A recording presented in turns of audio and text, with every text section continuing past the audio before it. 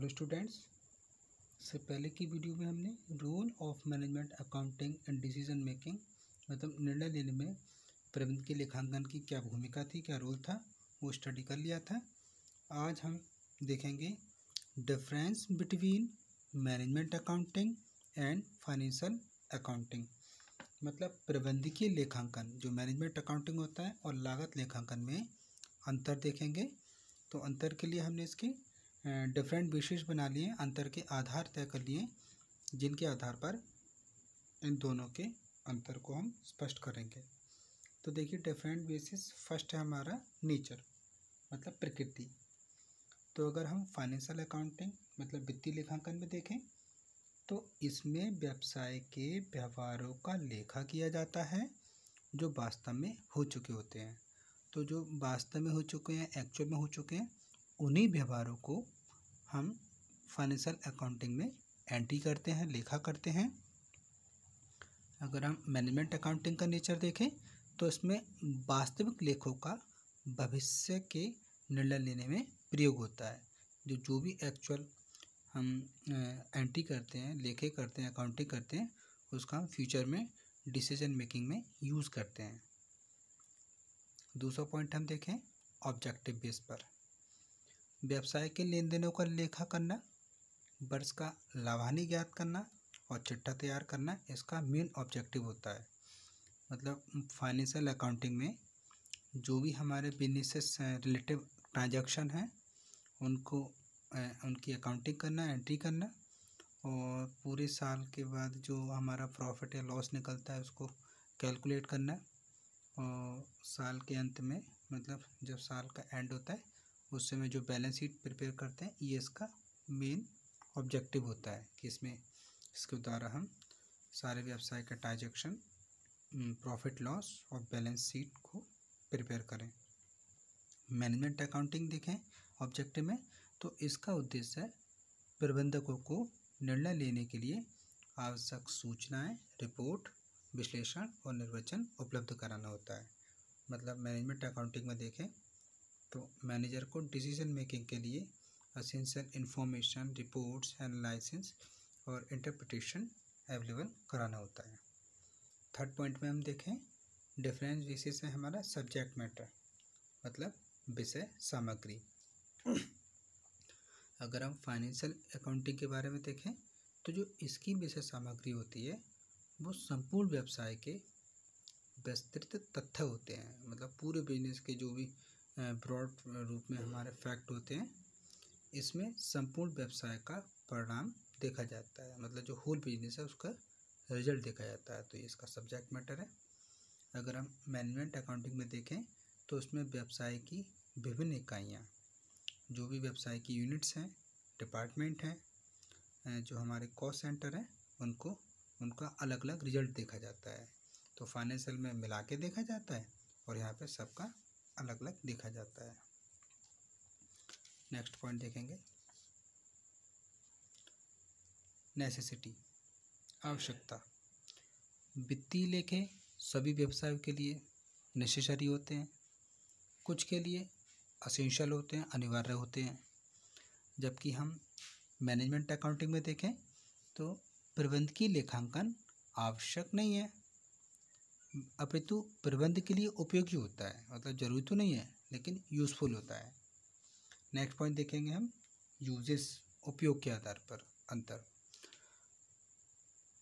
जो हमारे financial accounting होती है वो मालिकों मतलब जो नियोक्ता होते हैं, अंशधारियों, शेयर होल्डर होते हैं, बैंक, ऋणदाताओं, सरकार आदि के लिए उपयोगी होता है फाइनेंशियल अकाउंटिंग।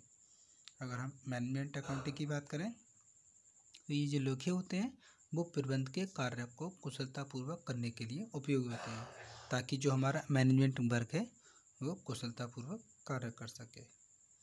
6 पॉइंट देखेंगे प्रिंसिपल ऑफ अकाउंटिंग मतलब लेखांकन के क्या क्या सिद्धांत रहते हैं। तो इसमें हम देखें मैनेजमेंट अकाउंटिंग में तो इसमें जो लेखांकन, इनके लेखांकन में लेखांकन के जनरल प्रिंसिपल को फॉलो किया जाता है। मतलब जो सामान्य सिद्धांत होते हैं उनका पालन किया जाता है फाइनेंशियल अकाउंटिंग में। मैनेजमेंट अकाउंटिंग की बात करें तो इसमें नियम और सिद्धांतों का पालन आवश्यक नहीं होता है। नेक्स्ट वन देखेंगे बिहेवियर, डिफरेंट बेसिस है इसका बिहेवियर। तो बिहेवियर में देखें तो इसमें केवल मॉनेटरी व्यवहारों का लेखा किया जाता है। अगर मैनेजमेंट अकाउंटिंग की बात करें तो इसमें मॉनेटरी और अनमॉनेटरी सभी व्यवहारों का लेखा किया जाता है। नेक्स्ट पॉइंट देखेंगे पब्लिकेशन, मतलब प्रकाशन। अगर हम फाइनेंशियल अकाउंटिंग की बात करें तो profit and loss account, balance sheet company द्वारा सामान्य जनता को जानकारी देने के लिए पब्लिश किया जाता है कि किसी भी कंपनी का क्या कंडीशन है, तो उस कंडीशन को पब्लिक में शो करना होता है, उसके लिए इसको प्रकाशित किया जाता है। अगर हम मैनेजमेंट अकाउंटिंग की बात करें तो ये लेखे केवल प्रबंध के यूजेस के लिए तैयार करते हैं, क्योंकि इसमें मैनेजमेंट के लिए ज़रूरत होता है, तो इसलिए इसका पब्लिशन की हमें ज़रूरत नहीं होती है। नेक्स्ट देखते हैं ऑडिटिंग, मतलब अंकेक्षण। अगर हम फाइनेंशियल मैनेजमेंट की बात करें तो इनका अंकेक्षण भी कराया जा सकता है, क्योंकि कंपनी के जो लेखों का अंकेक्षण होता है वो अनिवार्य होता है, वो कराना ही कराना होता है। अगर हम मैनेजमेंट अकाउंटिंग की बात करें तो इनका अंकेक्षण नहीं कराया जाता है। क्यों नहीं कराया जाता है? क्योंकि ये वास्तविक आंकड़ों पर आधारित ही नहीं होते, और जब वास्तविक आंकड़ों पर डिपेंड ही नहीं है तो इनके अंकेक्षण की भी आवश्यकता नहीं है। नेक्स्ट पॉइंट देखेंगे पीरियड, मतलब अवधि। जो हम फाइनेंशियल अकाउंट में देखें तो फाइनेंशियल जो लेखे होते हैं वो नॉर्मली अधिकतर 1 वर्ष के लिए तैयार होते हैं, लेकिन अगर हम मैनेजमेंट अकाउंटिंग की बात करें तो जो मैनेजमेंट स्टेटमेंट होते हैं वो बार बार थोड़े थोड़े गैप के बाद, थोड़े थोड़े इंटरवल के बाद तैयार होते रहे। नेक्स्ट देखेंगे 11 नंबर प्योरिटी, मीन्स शुद्धता।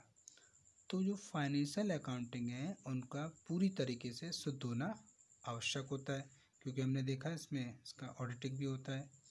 और अगर मैनेजमेंट अकाउंटिंग की बात करें तो इसमें पूरी तरह शुद्धता जरूरी नहीं होती है, क्योंकि कभी कभी जो अंक होते हैं हमारे पास एस्टिमेटेड होते हैं, अनुमानित अंक होते हैं, तो इसमें ज़रूरी नहीं है कि जो पूरी तरह शुद्धता हो उसमें।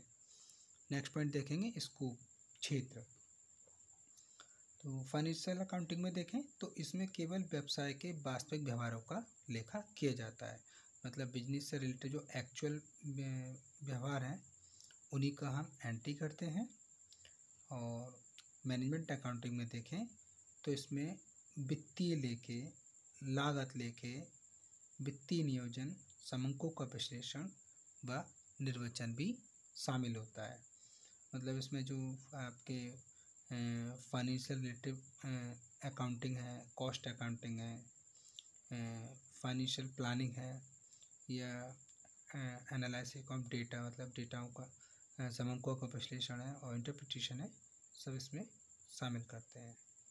13 पॉइंट देखेंगे कार्य पद्धति या वर्किंग सिस्टम।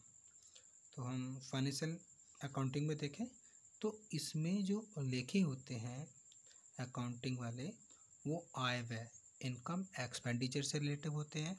इनके आधार पर रखे जाते हैं, संपत्ति के आधार पर रखे जाते हैं और व्यक्ति के आधार पर रखे जाते हैं। अगर हम मैनेजमेंट अकाउंटिंग में देखें तो इसमें जो लेखे होते हैं वो लागत आगम, उत्तरदायित्व केंद्र, लाभ केंद्र आदि के आधार पर रखे जाते हैं। नेक्स्ट देखें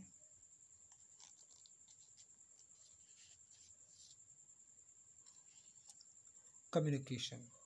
कम्युनिकेशन मीन्स संवहन। फाइनेंशियल अकाउंटिंग के हेडिंग में देखें तो वित्तीय लेखों की सूचनाएं अतिशीघ्र नहीं दी जाती हैं, इसलिए इसमें अंतिम खाते क्या होता है, देर से बनते हैं। हम कह सकते हैं कि वित्तीय लेखे हम एकदम तो तैयार नहीं कर पाते, जब एकदम नहीं तैयार कर पाते तो जिनकी इन्फॉर्मेशन है वो तुरंत रिसीव नहीं होती है, और जब तुरंत रिसीव नहीं होती तो हमारे जो फाइनल अकाउंट होते हैं उनमें टाइम लग जाता है। क्योंकि हमें पता है जैसे हम पहले मैन्युफैक्चर अकाउंट बना रहे हैं, तो मैन्युफैक्चर के बाद जब माल मैन्युफैक्चर्ड हो जाता है फिर हम ट्रेडिंग अकाउंट बना रहे हैं। ट्रेडिंग के बाद प्रॉफिट एंड लॉस का नंबर तभी लगाएंगे जब हमारा माल बिक जाएगा, तो उसमें बिक्री के बाद जो बचेगा उससे हम प्रॉफिट लॉस को एस्टिमेटेड कर पाते हैं। प्रॉफिट लॉस के बाद साल के अंत में बैलेंस शीट प्रिपेयर करते हैं। तो कहने का मतलब यहाँ पर जो सूचना होती है फाइनेंशियल रिलेटेड वो सूचनाएं इमीडिएटली नहीं मिल पाती हैं, इसलिए खाते देरी से बनते हैं। और अगर हम कम्युनिकेशन की बात करें तो यहाँ प्रबंधक को इसकी सूचना अतिशीघ्र मतलब इमीडिएटली पहुँचाना ज़रूरी होता है, क्योंकि मैनेजमेंट को टाइम टू टाइम अपने डिसीज़न लेने होते हैं, और डिसीज़न जो लेते हैं वो इन्फॉर्मेशन के बेस पे लेते हैं। अगर ये सूचनाएं मैनेजमेंट को टाइम पर नहीं मिलती तो वो डिसीज़न लेने में उनकी भूल चूक या गलती बनी रहती है। नेक्स्ट पॉइंट देखेंगे लागतें मतलब कॉस्ट। अगर हम फाइनेंशियल अकाउंटिंग की बात करें तो इसमें केवल एक्चुअल कॉस्ट को ही शामिल करते हैं, मतलब जो हमारी वास्तविक लागतें होती हैं उन्हीं को शामिल किया जाता है। और मैनेजमेंट अकाउंटिंग में हम देखें तो इसमें जो हमारी काल्पनिक लागतें हैं उनको भी शामिल कर लेते हैं। मतलब वास्तविक लागतें तो हमारी फाइनेंशियल में थी, मैनेजमेंट अकाउंटिंग में जो हमारी काल्पनिक लागतें हैं उनको भी शामिल कर लेते हैं। जैसे इंटरेस्ट ऑन कैपिटल, पूंजी पर ब्याज, या भवन का किराया मतलब रेंट ऑन बिल्डिंग, तो इनको भी हम इसमें शामिल कर लेते हैं। इस प्रकार हमने आज financial accounting and management accounting में जो इनके डिफरेंस थे उसको अंडरस्टूड किया। इससे आगे हम नेक्स्ट वीडियो में करेंगे। Thank you students.